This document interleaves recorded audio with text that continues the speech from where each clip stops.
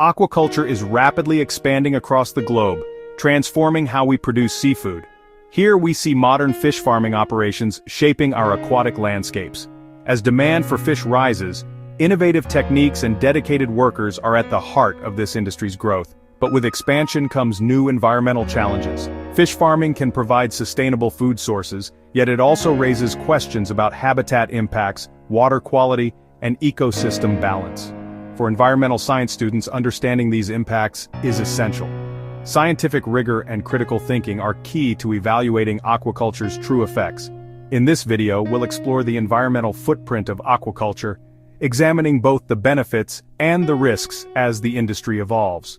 We'll look at real-world examples, scientific studies, and the latest sustainability efforts shaping the future of fish farming. Join us as we dive into the science behind aquaculture's environmental impacts and discover why balanced, evidence-based assessment matters. Aquaculture operations often compete with other users for access to land and water. As fish farms expand, they may overlap with areas used for tourism, agriculture, or even urban development.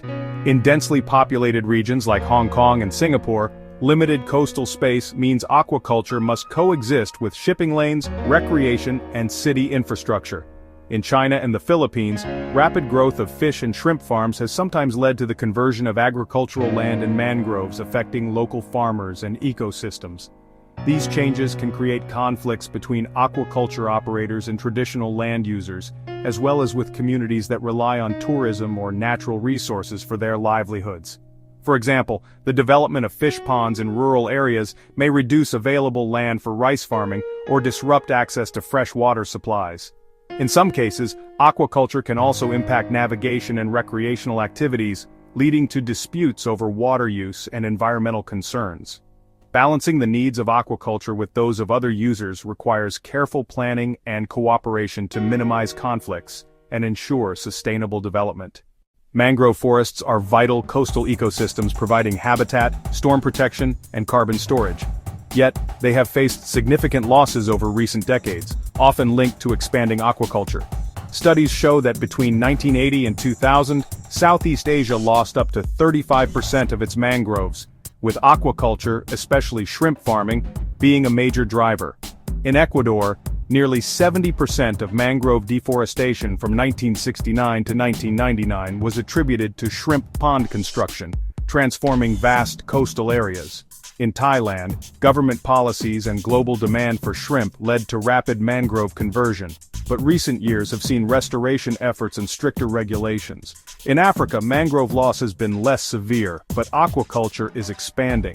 Data suggests that agriculture and urbanization are also significant factors in mangrove decline.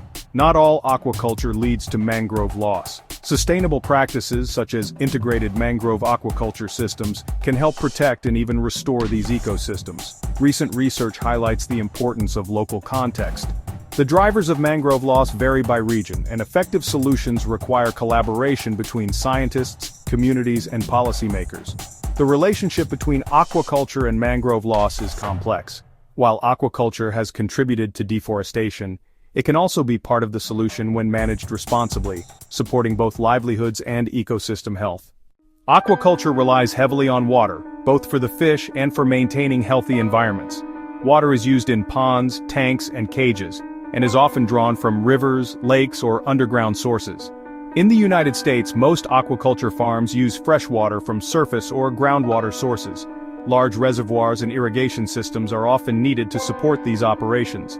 Israel is known for its efficient water management in aquaculture, using advanced recycling and filtration systems to minimize water consumption. In Taiwan and the Philippines, aquaculture often takes place in coastal ponds and uses both freshwater and seawater. These systems can impact local water tables and coastal ecosystems. Water abstraction for aquaculture can lower water levels in rivers and lakes, affecting other users and the environment. Overuse may lead to habitat loss and reduced water quality.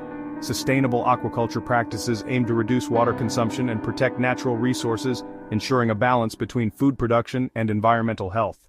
Farm effluents are the waste products released from aquaculture operations.